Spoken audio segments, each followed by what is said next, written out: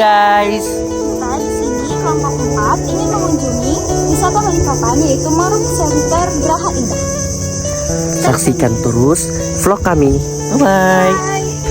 Pada kesempatan kali ini, kami memilih Mangrove Center Geraha Indah sebagai tempat destinasi wisata Balikpapan yang akan kami review. Saat memasuki Mangrove Center Geraha Indah, kami telah disambut dengan kesejukan dan keindahan alam sekitar. Tentunya di Mangrove Center Geraha Indah memiliki sabta pesona. Di Mangrove Center Geraha Indah menyediakan musola bagi pengunjung yang ingin ibadah. Juga menyediakan 2 toilet umum yang sudah bersih dan nyaman untuk digunakan para pengunjung. Serta menyediakan taman edukasi bagi pengunjung yang ingin mengeksplor tentang tanaman mangrove. Di taman edukasi ini ada beberapa jenis bibit mangrove yang sudah siap untuk ditanam. Ayo ikuti kami melihat keindahan Mangrove Center Geraha Indah yang dipenuhi banyak jenis-jenis tanaman mangrove. Hai guys, kita akan melewati rintangan yang ada secara alam. Walaupun dia tumbuh di sini dan juga menghalangi para pengunjung, tapi orang-orang di sini nggak menebang dia, dan itu sangat bagus.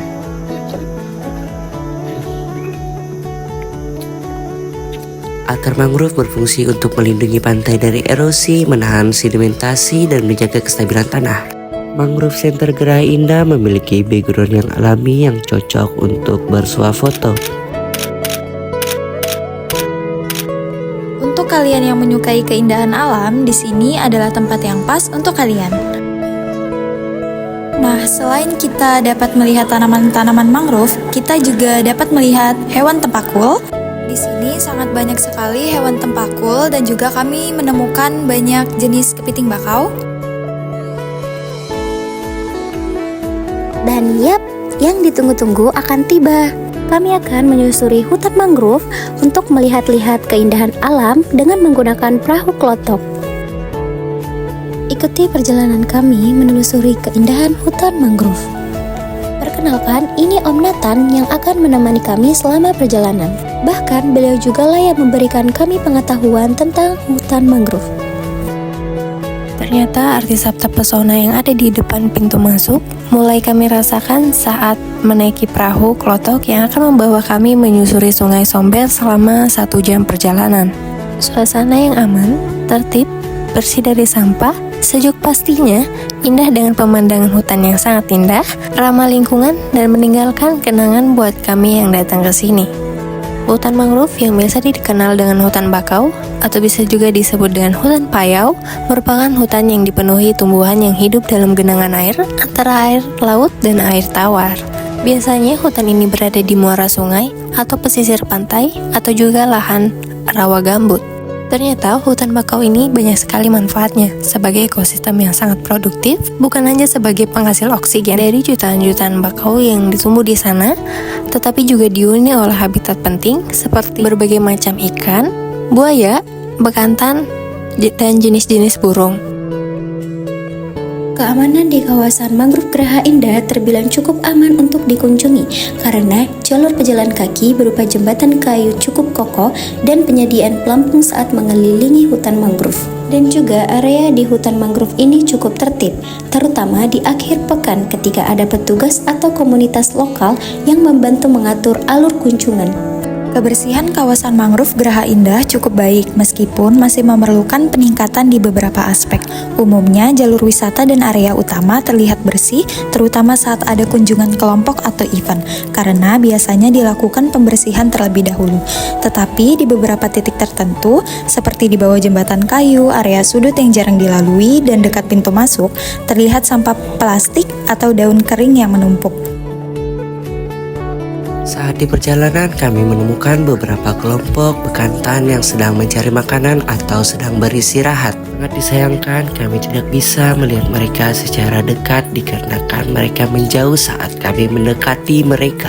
Tapi kami tidak khawatir dikarenakan Om Nathan akan membawa kami ke tempat yang bisa melihat bekantan secara dekat. For your information, bekantan adalah primata yang hidup berkelompok yang biasanya dalam kelompoknya terdiri dari satu jantan yang dominan dan beberapa betina dewasa dan anak-anak mereka. Ini berjiwa sosial tinggi dan sering terlihat beristirahat atau mencari makan. Di perjalanan kami melewati destinasi baru di Balikpapan yaitu Hendra Wisata Pesona Mangrove. Kunjungan ke Mangrove Geraha Indah meninggalkan kesan mendalam, terutama bagi pengunjung yang ingin merasakan wisata edukatif dan alam sekaligus. Di sini, warga sekitar dan pengelola cukup ramah dan terbuka terhadap pengunjung. Tersedia beberapa pemandu lokal yang siap menjelaskan fungsi hutan mangrove dan pentingnya pelestarian. Juga keindahan alami kawasan mangrove sangat menonjol, terutama saat matahari terbenam. Spot-spot foto seperti jembatan kayu dan menara pandang menjadi daya tarik tersendiri, meskipun perlu tambahan papan informasi untuk memperkenalkan flora fauna lokal. Suasana sejuk sangat terasa berkat lebatnya vegetasi mangrove. Area ini juga menawarkan ketenangan dari kebisingan kota, menjadikannya tempat yang cocok untuk rekreasi alam dan relaksasi. Kami dibawa Om Nathan ke salah satu tempat yang ada bekantan yang sedang mencari makan atau sedang beristirahat. Hanya melihat bekantan secara dekat, kami juga akan mewawancarai Om Nathan seputaran Mangrove Center Geraha Indah. Baik Om, kita saling kenal-kenal ya Om. Perkenalkan, nama saya Anjar Om. Saya Delaila. Saya Nasya. Saya Salsa. Saya Nathan. Nathan, Om Nathan. Om Nathan. Baik. Pertanyaan pertama ya Om, hari apa Om biasanya ramai kalau datang ke sini?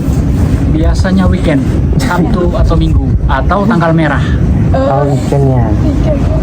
Weekend, Sabtu Minggu tanggal merah.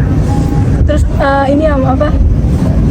Biasanya kalau ngunjung ini pasti naik ini perahu ini biasanya orang. Rata-rata. Rata-rata ya. Rata-rata naik perahu, tapi ada juga yang Cuma yang di situ tidak, tadi. ya sudah sampai di tempat kita tadi di Gazebo tadi. Nah, hanya ya jalan-jalan di situ.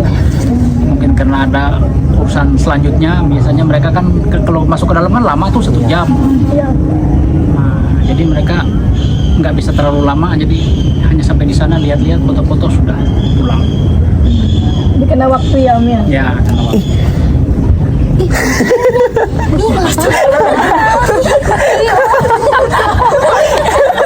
Berkembang biak dia. Bisa lihat bekantan menikah kembang biak kalau bukan di sini. Sengaja itu kalian ditunjukin. Pantasan deh diam. Begini cara aku bertahan hidup. Terus ini jalurnya nih Om, cuman yang kita lewatin ini Iya, aja.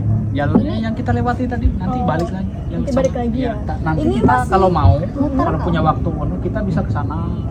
Terus area mangrove-nya kan. Iya. Kalau di sini kan kawasan industri nih. Kita hanya numpang lihat bekantan doang. Karena bekantannya itu kan tadi waktu air surut, Nyebrang. mereka dari sana nyebrang ke sini. Nah, nanti setelah menjelang malam, orang yang di atas pipa itu kan sudah pulang tuh, Iya. nggak ada di atas itu. Mereka nyisirin pinggir jalan gitu bekantan kan. Nah, terus mereka nyebrang kembali ke sana. Oh, nyebrang lewat pipa tadi itu. Ya, lewat pipa yang kita lewat bawahnya Ya. tadi. Nah, gitu. Jadi mereka balik lagi ya Ya, kalau balik mau? lagi Ya. ke habitatnya, ke hutan yang lebat di sebelah. Memangnya areanya mangrove itu sebenarnya di sebelah itu, dari sana terus sampai sebelah. Di sini kawasan industri. Kawasan industri, iya banyak kapal-kapal. Ya, saya Iya, ke sini kan masih ada karena tadi saya perumahan lihat juga bekantan. sih. Nah, biar kalian lihat bekantan, makanya saya mampir ke sini. Oh, ngerti. Itu ada juga di sana tuh bukan? Iya tuh, dia Ya, berkelompok. Itu kan shot pinggir gini. Berkumpul dia di situ. Iya. Memang hidup berkelompok ya. Mereka hidup berkelompok di area mangrove center ini kan ada mungkin sekitar 5 atau 6 kelompok mereka terpisah-pisah. Oh. Di hutan mangrove ini ada hewan apa aja Om? Selain bekantan. Selain bekantan. Ada biawak, Biawak. ada buaya, ada tempaku, ikan tempaku Iya, tahu kan? tempaku Nah, tadi ada. Terus ada kepiting, Kepiting. biota ikan lain udang. Tapi buaya tuh sering ditemuin nggak? Buaya itu hanya kita bisa lihat di saat air surut habis, kayak tadi siang airnya kan surut habis. Jadi ini tempat kita ini daratan tadi. Kalau air surut tadi siang, ini kan lagi pasang nih, jadi ketutup air. Tadi Oh. sampai sana aja air itu, tinggal di sana. Berarti waktu terlalu dalam nggak Om?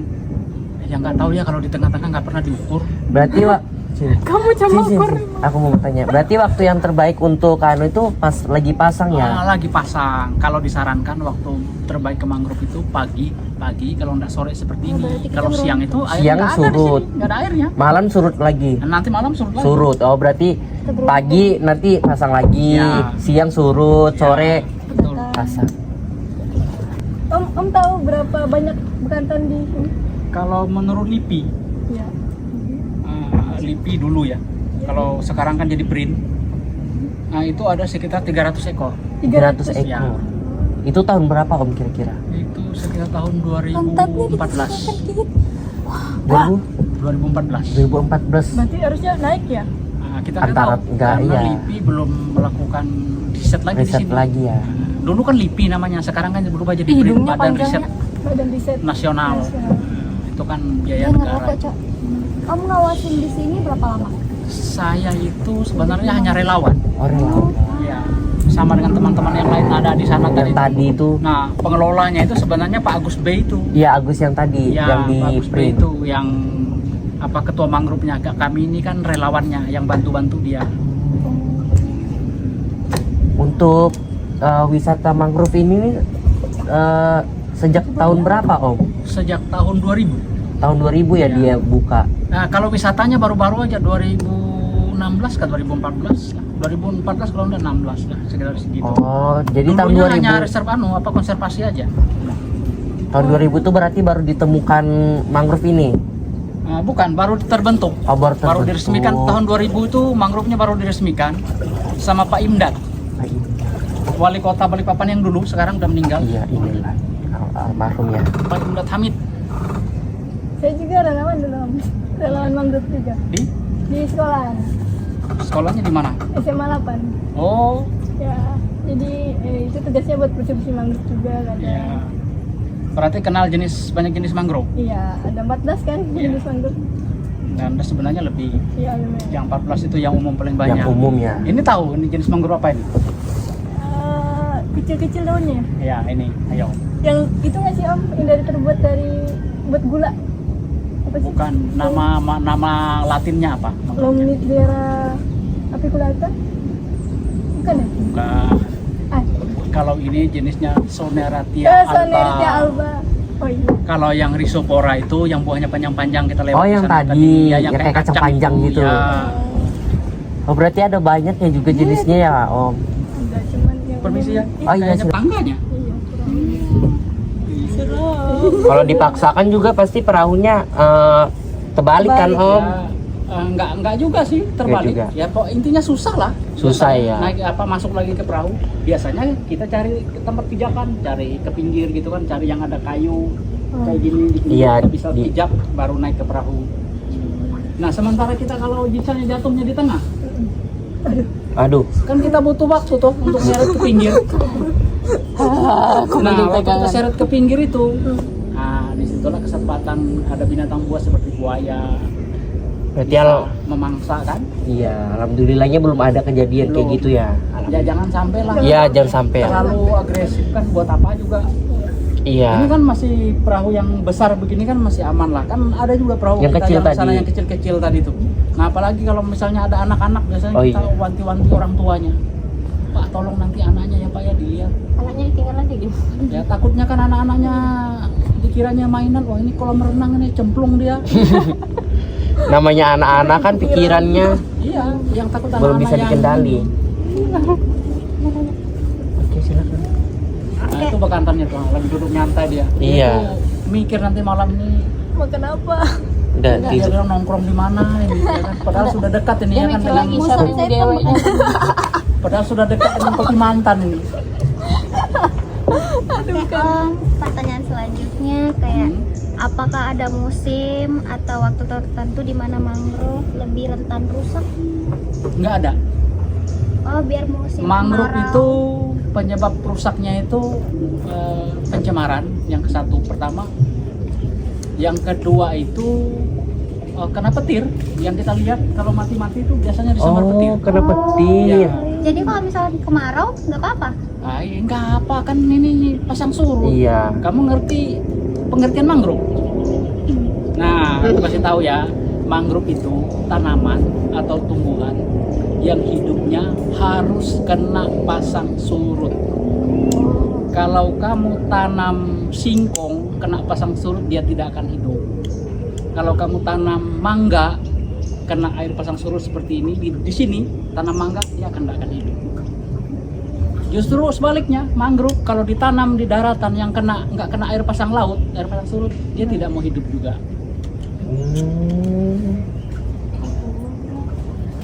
Makanya mangrove itu tanaman yang sudah diitukan sama Yang Maha Kuasa, ya memang untuk kena pasang surut, dia bisa hidup seperti ini. Coba kamu kalau waktu air surut ya, kamu tanam mangga, ya nggak akan hidup, mati kena air pasang. Fungsi mangrove tuh buat Ya. mencegah banjir kan? Bukan hanya banjir, abrasi. Iya, berhasil. Ya, mangrove itu fungsi utamanya ya sebagai pagar buat pantai. Terus yang kedua, mangrove itu penyerap karbon paling besar. Jadi polusi udara, Diserapnya. mangrove itu bisa menyerapnya sangat banyak ketimbang hutan daratan ya, kayak misalnya hutan di Bukit Soeharto gitu. Nah, hutan mangrove lebih banyak, dia nyerap udara kotornya dan penghasil oksigen. Ada kegunaan lain kah di mangrove ini? Untuk mangrove pohonnya misalnya akarnya kah, daunnya kah, Om? Sebenarnya bisa, misalnya ini Soneratia alba ini, Iya. dia kan kalau musim berbuah, buahnya itu bisa dijadikan jus. Oh, jus. Nama buahnya itu apa, Om? Ya buah rambai Oh, laut. iya, buah rambai. Buah rambai laut. Yang makanan bekantan itu ya. itu ada buahnya. Mana buah? Itu di bawah. Bukan. Buahnya. Kalau ini jenisnya Rhizopora mucronata. Yang ini. Itu bisa buat empe-empe ya? Empe katanya. Atau apiculata gitu ya? Apesenia, Iya, Apesenia. Apesenia lanata itu Iya. yang bisa. Bisa Apesenia udah lanata lagi itu ini. kayak gini ya. Dia ada buahnya kayak emping. Ini pohonnya. Batangnya. Emping. Iya, kayak emping dia, kayak kacang. Bisa dimakan. Bisa. Itu Bisa ada jadi buahnya. kopi. Bukan. Beda ini. Bisa jadi kopi. Di sini Daunnya kecil-kecil. ada itu Om, 14 jenis mangrove-nya ada di sini lengkap. Lebih malah, Lebih. 25. 25 ya. 25. Wow. Malah lebih lengkap. Dia luas banget. Oh iya, luasnya ini, Om, kira-kira? Berapa? Luasnya itu 150 hektar. Wow. 150 hektar. Di sekolahanku aja 2 hektar aja. Itu diresmikan sama Wali Kota Balikpapan, dulu Pak Imdat. Namanya Pak Imdat Hamid. Dulu Belum lahir kami. dibentuknya Mangrove Center itu. Enaknya mau manggilnya di sini. Iya. Iya, Wow, makanya ada seru. orang suka mancing kan. Nah, jadi kalau kamu punya suami suatu hari nanti dia suka mancing, ya berarti kamu harus ingat Cari di sini. angin yang begitu yang mereka cari itu. Nah, Oh iya, Om, sekarang mau nanya. Ini masyarakat di sini mendukung adanya mangrove ya mangrove kayak ya asli. sudah pasti mendukung. Kalau tidak mendukung nggak mungkin jadi ada. Iya, pasti tobangnya. Iya. Terus pencemaran di sini Om gimana itu? Apalagi ada pabrik. Iya, apalagi ada Pencemaran pabrik itu itu. sampah aja. Sampah itu ya kalau air pasang. Jadi sampah itu naik dari laut masuk. Ikut pasang yang naik kan. Nah, dari masuk gitu. Nah, nanti air surut turun lagi. Ya itu aja. Bolak-balik aja dia Ya bolak-balik berarti. aja. Ya sebenarnya muaranya yang dibenahi di sana. Jadi pemerintah bikin regulasi, bikin aturan supaya masyarakat yang ada di sana, yang di muara sana jangan buang sampah ke air. Supaya waktu air pasang surut sampah itu tidak masuk ke dalam. Harusnya seperti itu. Tapi memang sudah ada kok aturannya dilarang. Tapi yang namanya wong Indonesia kok dilarang hari ini besok bikin lagi dia. Terus apalagi pertanyaannya? Operasional bukanya nih Om, dari jam berapa sampai jam berapa? Sebenarnya sejak jam 7 pagi sudah ada orang di sana. Sudah ada orang. Ya. Sampai Karena jam? kan kami relawan kan ada 2 orang ya, 3 orang yang nggak kerja. Tapi kebanyakan yang kerja. Termasuk saya kerja. Kalau hari di selain hari Sabtu dan Minggu atau tanggal merah ya nggak ada saya. Karena kerja ya. Ya karena kerja. Jadi ada ketemu teman-teman yang lain aja. Sabtu Minggu baru Om yang jaga ya. Ya kalau nggak ada acara lain. Nggak ada acara lain. Oh iya Nasya, silakan Nasya. Pak. Terakhir Bapak. Oke siap. Yang terakhir ini pesan Bapak yang pesan Bapak untuk sampaikan ke generasi muda soal pentingnya mangrove ini. Ya untuk generasi muda itu kalau bisa berpikirlah untuk tidak merusak lingkungan, untuk merawat lingkungan. Memang kita nggak bisa pungkiri pembangunan itu kan membuka lahan kan. Tapi usahakanlah hidup itu bisa berdampingan dengan alam. Jangan sampai merusak lingkungan kan. Kalaupun kita misalnya membuka industri ya ingat-ingat oh ini lahan hutan-hutannya jangan juga semuanya dibabat habis, disisain oh ini buat untuk penyerap karbon gitu kan. Supaya hidup itu seimbang. Anginnya sini enak. Ya memang jangan sampailah kita generasi yang hidup sekarang ini dijuluki sama leluhur generasi berikutnya nanti itu generasi kakek kita hancur ini semua gara-gara mereka bangun ini bangun itu. Jangan sampai begitu. Oke. That's good. Thank you. Itu saja. Makasih Om. Oke. Kalau mau lanjut berkeliling-keliling lagi kita bisa ke sana. Kalau mau, kalau enggak juga kita balik. Mau. Saya hanya menawarkan. Iya. Ayo Pak, sebelumnya perkenalkan, nama saya Rina Pak. Saya sama teman-teman saya. Saya Nasya. Saya Anjar. Saya Salsa. Saya Delaya. Jadi pertanyaan saya tuh Pak, keunggulan utama dari destinasi wisata ini apa sih Pak? Jadi gini ya, tentang berbicara tentang destinasi, kita tidak berbicara tentang lingkungan, tapi kita menjalankan namanya sabta pesona. Jadi ada 3 poin sebetulnya dalam mengelola satu destinasi. Tentu ada poin pertama amenitas, aksesibilitas, sama atraksi. Itu poinnya sebetulnya. Kalau itu melengkapi, baru kita bahas namanya sabta pesona. Ya, sebetulnya itu syaratnya. Ketika sudah bisa menjalankan itu, udah pasti tentang keberadaan destinasi apa sih menjadi suatu brand. Pertama yang ada di si Mangrove Center ini salah satunya adalah lingkungan yang bersih.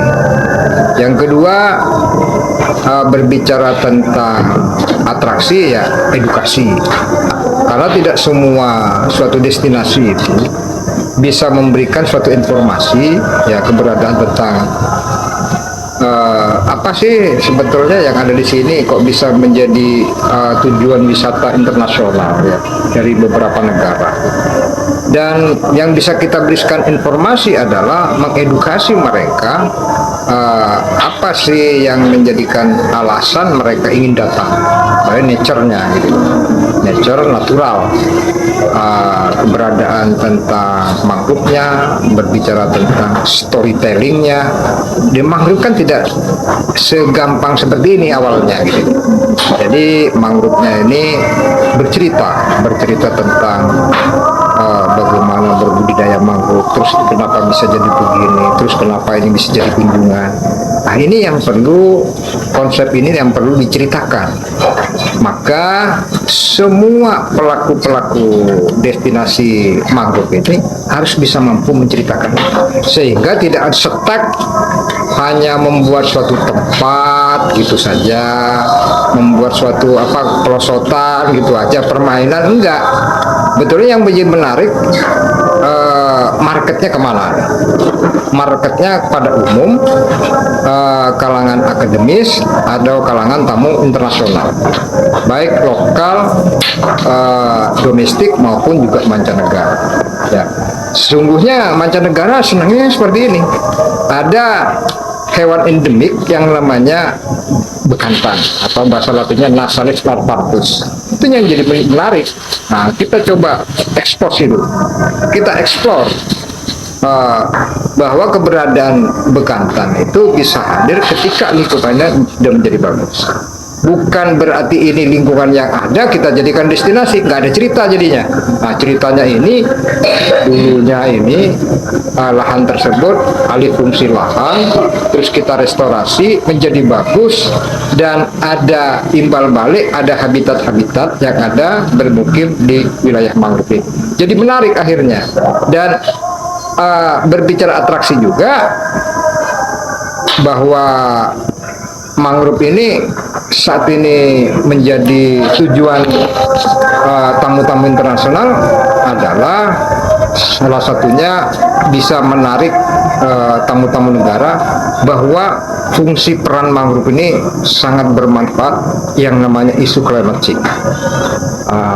Apa climate change itu? Peningkatan gas rumah kaca. Jadi persoalan iklim. Jadi persoalan climate change. Nah, kenapa sampai dunia internasional itu ingin tahu tentang bagaimana bisa menarik itu? Kita cerita dan fungsinya tadi, nah kita manfaatin nih, gitu. Kita manfaatin sehingga mereka jadi menarik untuk mereka datang. Sehingga ini jadilah destinasi. Jadi destinasi ini efek daripada kita memelihara lingkungan yang baik, ya. Sehingga ada dampak-dampak positif yang kemanfaatannya itu akan berdampak juga bagi masyarakat, ya kan? Kalau ada destinasi, pas ekonominya kepada masyarakat, tumbuhlah nanti UMKM, ya kan? Tumbuh lagi masalah sosial, tumbuh masalah ekonomi, ya kan? Nah, inilah sebenarnya yang dikatakan, yang dikonsep oleh pemerintah bersama negara-negara maju saat ini, apa yang dikatakan ekonomi hijau. Jadi memelihara lingkungan tapi memberikan asas manfaat yang berkelanjutan, seperti itu, ya. Saya yakin itu cukup jelas dan semua pertanyaan yang ditanyakan udah pasti itu aja. Iya. Nah,